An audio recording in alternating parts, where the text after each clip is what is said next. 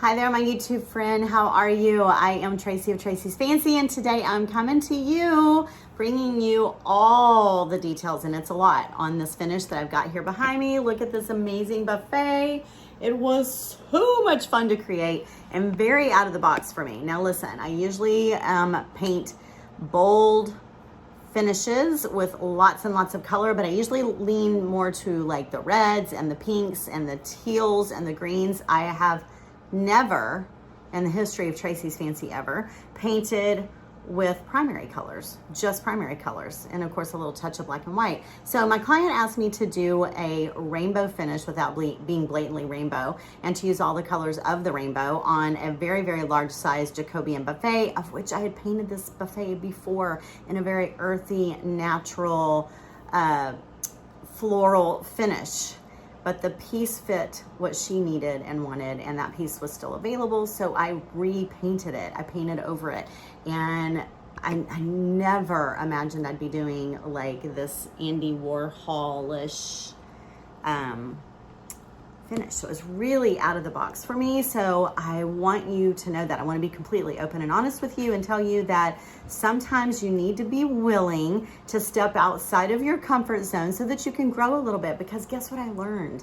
I learned that I love these colors. I learned that these colors make me really, really happy. And I learned that I need to revisit this super funky painting style that I did years and years ago. Not in these colors, but like with lips. And today I painted a Marie Antoinette again. It's been a long time since I've done that. So it really kind of freshened up my creative spirit on the inside just by being willing to do something that I hadn't done before. So I hope you enjoyed this video. I take you through the entire process, the stripes, the color washing that's on the sides that you haven't seen yet, how I draw the lips, how I make the pattern for the lips, how I make the pattern for the rainbow arch, how I blended. Look at the base and how all of the colors are blended together.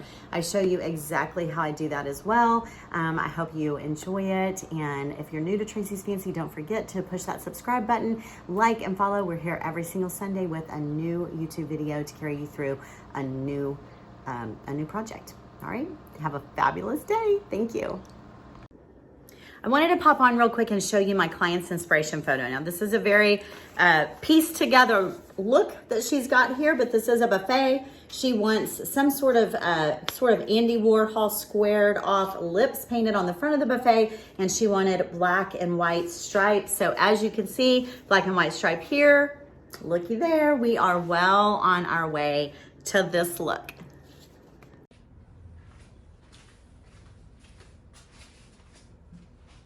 My favorite part. Just want to gently remove your tape. Don't do it too quickly. My paint is still wet. There we go. Perfect, crisp lines. Every once in a while, you'll still have a bleed through, but so much better just to have a tiny bleed through that you can go back and fix, and not throughout the whole set of stripes. So this looks really good so far. We're halfway there.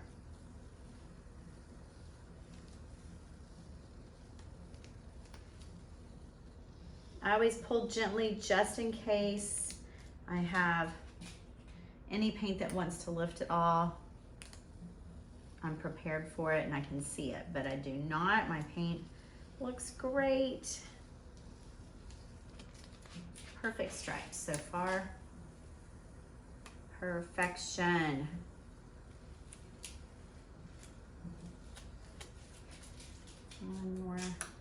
One more stripe. Not a single bleed through. We did good.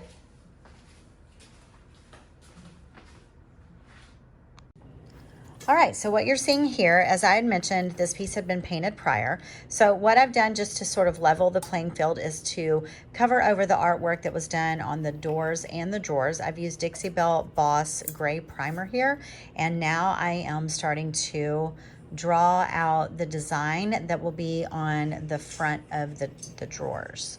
I'm using a yardstick, and I've just decided to do 4 lip patterns or 4 squares with lips. They are equally measured out, and I'm gonna do something different on the doors on each side. So I'm just measuring and dividing up my space equally here using a pencil. I think I follow that up with a Sharpie marker here in just a minute, and then I'm just going to paint the background of the lip squares. So after just a little bit of thought as to what colors I wanted to put on each square, I just went ahead and started filling in each square there with its own color. You can see me using a small angled brush here to paint straight down that center stripe. I'm gonna be doing this pretty aqua color on the top right, and I believe I'm gonna go in with an orange here in just a minute on that bottom right drawer. I really like how the aqua plays off of the orange. And again, I'm using a small angled brush just to get a really straight line down that center stripe. You did see me mist with a little bit of water there when I'm working with the chalk mineral paint. I do like to keep it nice and thin as I move it around, especially for backgrounds. I just need like a really thin coat coverage since I knew most of the square would be covered with the lip art. You'll see me use several different brushes here. I was working with a very small angled brush. Now I've picked up just a 1-inch flat brush that I'm using to sort of fill it in. And you may notice that I sort of do like a squiggle scrub here as I work to fill in up against that tight line. I do this a lot of times when I'm working on an edge. Instead of trying to control all the bristles at once in one fluid movement, I just sort of do this little wiggle motion and it just works for me. I'm also gonna pick up a larger brush here in just a minute and fill in the orange there smoothly and just sort of spread that paint around, work it around using a little bit of water, and then just going back left to right, making smooth brush marks from left to right. So I have a really... All right, so as I prepare to start my blend of the base, let's go ahead and look here. I've got all 4 colors laid out there. I believe I've got tree frog green on the top left, amethyst on the bottom left, Florida orange on the right, and I can't remember exactly what color I used on that upper right. I'm sorry. Now I'm moving on to the base, and I am starting with Honky Tonk Red, and you can see that I have my colors laid out in order across the bottom, and that is exactly the order that I want to work on my base. So right now I'm using Honky Tonk Red, and what I do to the left, I move over and do to the right side. That way, as I bring it around the base to the front, it is an even match the way the colors are blended and where one color starts to marry into another color. So now I've picked up my pink, which is my peony, and I am working that right up against that red, just sort of filling it around the base. And I'm actually going to go over, once I stop on this side, I'll go over and do the exact same thing to the other side. And you can't really tell it here, but I actually am blending my pink and my red together so that my blend there is nice before I move on to add my next color. All right, so now it's time to bring in the next color, which is Florida orange. And I'm gonna add this on the left, and then I'm gonna go add it to the right. And then I will work on the blend. All right, so now I'm bringing in Flamingo, which is sort of a coral color, and I'm going to do that on both sides again, and then I will blend that out as well. Before I move on to the next color, I'm going to go ahead and take it on up into that leg a little bit. And you may also notice, if you look at my jars of paint there, I have a paintbrush on top of each jar, and I try to keep that brush on top of its respective jar. That way I'm not getting my colors mixed together on the brush. I'm keeping the color on each brush. I call it a virgin color. So now I'm moving into my yellow. This is Daisy that I'm using first. It's a very, very bright yellow, and I am going to move into more Colonel Mustard, which is the darker yellow, in just a minute. So I'm adding Daisy here, and I will be going over to the other side and adding Daisy as well. It wasn't really giving me quite the pop that I wanted, so I am going to introduce Colonel Mustard here in a minute for just a little bit of a stronger yellow. Here I'm working out that blend between the Flamingo and the daisy. And again, just take notice how I'm keeping it very, very balanced from one side to the other. And it is only because I want this to be a balanced piece. If you're going all abstract and you're not worried about balance, you don't need to do that. But I need the colors to come together and marry in the middle with the rest of the colors of the rainbow. Okay, so we're bringing in that tree frog green. I love this color. It's a very, very underrated color. It's one of my favorites in the entire Dixie Belle collection. And I'm just bringing this in right up next to that yellow, and I'll do a nice blend here of those in just a minute. I really do like my premium chip brushes. I use them a lot, especially when I'm blending. They work really, really well. They're a natural bristle brush. Don't be confused with the regular chip brushes. These are a premium chip brush. They are available on Dixie Belle's website, and they last forever. All right, we've got cobalt blue. I wanted that to be right in the middle. I will be bringing in some indigo and amethyst here in just a minute, but this cobalt blue, I really wanted it to butt right up against that tree frog green, and it makes a really, really nice blend.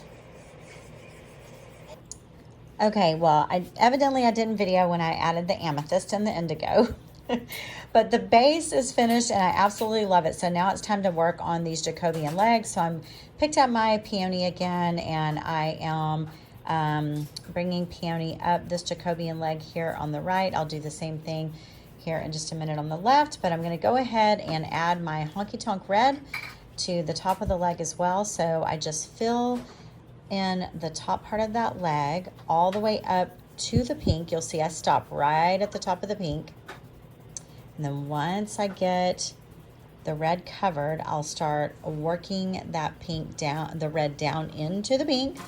And I will set that brush down here in a second. I'll pick my pink brush back up, and I'll work my way from the bottom up. I'll bring some pink up. See how I wipe it off on that rag? So I bring it up, rub it off on the rag, bring it up some more into the red, rub it off on the rag. I'm just softening the line between the pink and the red. Now I'm working my brush side to side so that that line completely disappears. So now I've moved up the leg onto the body of the piece, and I really, really loved how these colors work together, so I decided to go ahead and blend all around the entire body as well, which was a lot of extra work, but I just could not make myself paint the body of this piece a solid color. So you see me again here blending red into Florida orange, into flamingo, and now into yellow as well. See how I work that premium chip brush? I turn it sideways, and I'm just working it up and down right on top of that line where the two colors met. And now I've picked up my other brush, and I'm working that line between the Florida orange and the coral. And I'll just keep doing this again until the line just, I call it blurring it out. I want to blur the line. So you can see that on the two center legs, I've blended flamingo and yellow for the center legs, and now I'm working on the center of the body here with the cobalt blue and the tree frog green, which I really, really liked that blend down on the bottom base, and I felt like it didn't get enough attention down there, so I wanted to bring it front and center right here on the front of the buffet so that you could see it really well. And again, remember, keep that rag in your hand and just work out that line, wipe it off on your rag, and keep blurring that line and wiping it off on your rag. You want to call that offloading, offload on your rag, and just keep blurring those lines until you've got a nice smooth blend all the way across. All right, what I want you to notice here, as I decided to outline my doors and drawers differently. The doors have a black outline, the doors on the left and the right, and the drawers have a white outline. So here is the blend of the center Jacobean legs. Jacobean is the style of buffet that this is, and it always has these big, fat, chunky legs, which I love so much.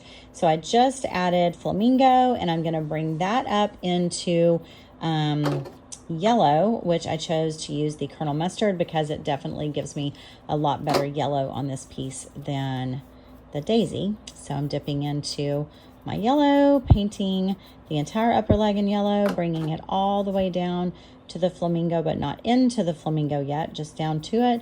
And then just as you saw me do between the pink and the red, I'll do that exact same process here. I'll start to kind of work them together, and I'll eventually set this yellow brush down, and I will pick up the flamingo brush again and start bringing my flamingo up into my yellow here in just a second.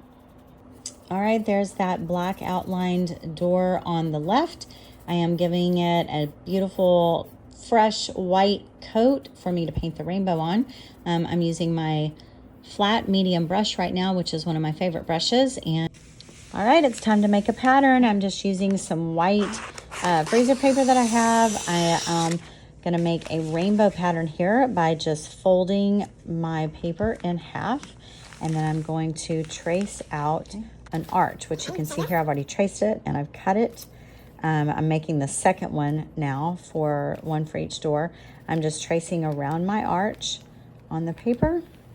You can see me cut it out here. Okay. And what this does is when you open it up, it's just like when you're in grade school and you would make the snowflakes. When you open it up, it's perfectly balanced so that it's even. And now I'm just using, I make a lot of patterns myself. And now I'm just using that in place to trace around, because this is gonna make my sideways rainbow. And on this one, you can see that I actually already have the rainbow drawn out. So how did I do that? Well, I just used a ruler and I measured, I don't remember what my measurement was, but I counted how many colors that I needed in this rainbow, which is Roy G. Biv,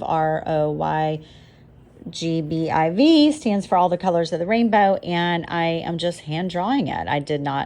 It's not perfect. It's just not perfect. And I am okay with that. I do a lot of my artwork that way. I like to draw freestyle.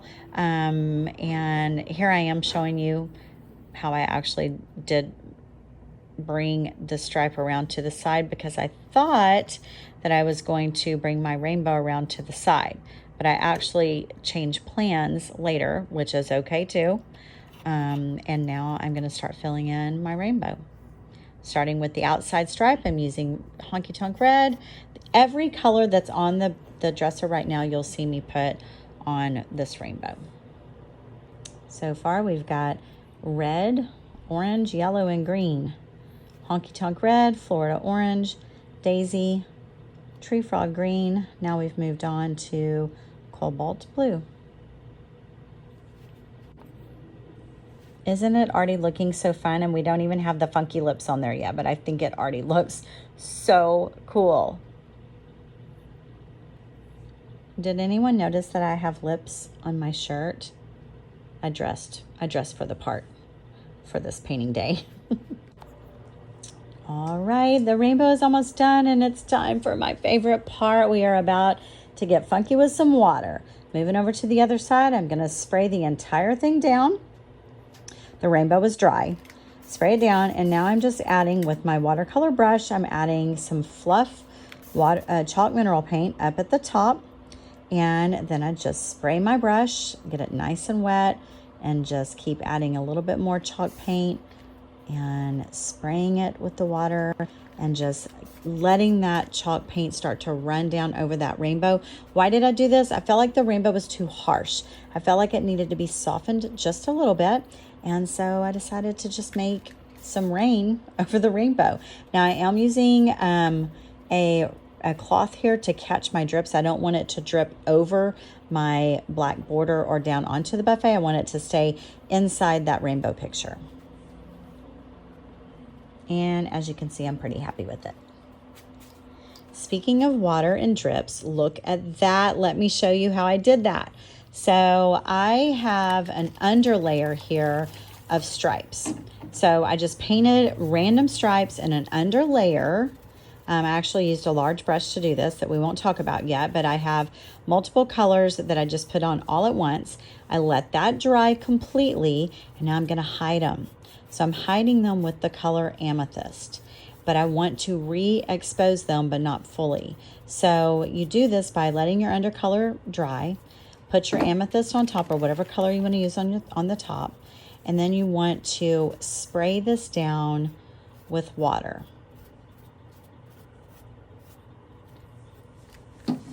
Oh yeah, I forgot. So before I sprayed down the purple with water, I wanted to do an ombre. I totally forgot about that part. So yes, so I did amethyst at first, and now I've moved on to indigo.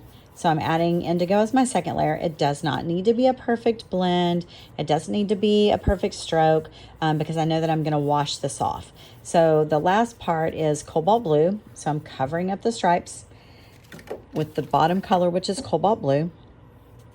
Again, it doesn't need to be a great blend or be stroke free because I'm actually going to do a wash, and we're going to lose a lot of that color. And we're going to marry these colors together. At the same time, we're going to be exposing some of those really bold, colorful stripes that we know are underneath. All right, so I've got my spray bottle here, and I just start spraying. I start at the top, and I let it kind of run down, make some drips, and then you just keep doing it. You just keep adding. You let that water soak into that chalk mineral paint. Sometimes you kind of have to step back and see what's happening. I'm bringing you in close here so that you can see the drips, and you can even start to see a little bit of the pink coming through from underneath already. And then I just keep doing it. You just keep adding water. You could stop here. You could keep going. And I'm going to keep going. I want a lot of the pink and the blue and the indigo to come through from underneath. Did you see how I even work the drips in different directions? I'll hit the spray from the left, and then I'll hit the spray from the right so that I sort of knock the water in different directions. But look at that fluorescent pink coming through underneath. Isn't that pretty? I love, love, love this look. All right, we are moving on to the lips now. This part really is my favorite part. So same thing, I used the freezer paper that I had. I folded it in half. I drew only half of the lips, cut them out, and then cut the center out.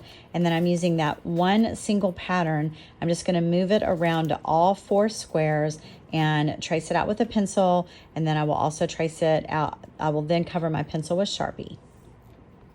And there we have it, 4 big pouty mouths ready for some paint.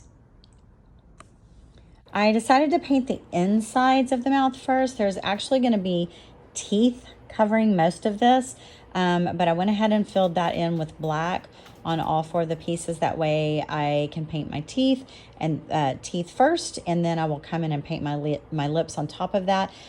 Pretty much with any painting that you do, you usually want to do what's the furthest away or in the background first, which would in this case would be the inside of the mouth, and then the teeth, and then the lips.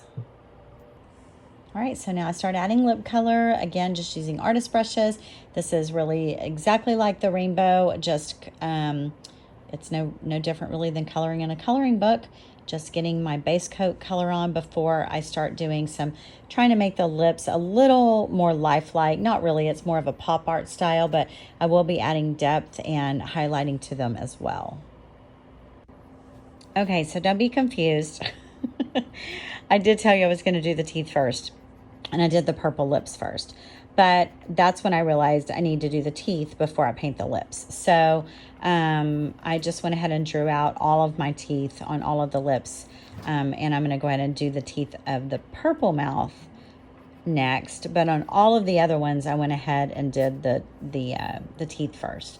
So something that you need to keep in mind when you do teeth, because I have done quite a few face paintings where I've had to do mouths, is you want to leave space between the teeth when you paint them. If you just do a white row and then think that you'll go and fill it in with a black line and it's going to make it look like teeth, it doesn't. It looks like white rows with black lines. So you really should paint each tooth individually, and you want to make sure you curve your teeth up a little bit and just leave enough space between them where they are believable. So I'm using a very, very thin layer of fluff here and leaving some of the black to show through from behind, and it really makes the teeth look a little bit more lifelike than if I just painted them a solid white. I let them be a little bit sheer.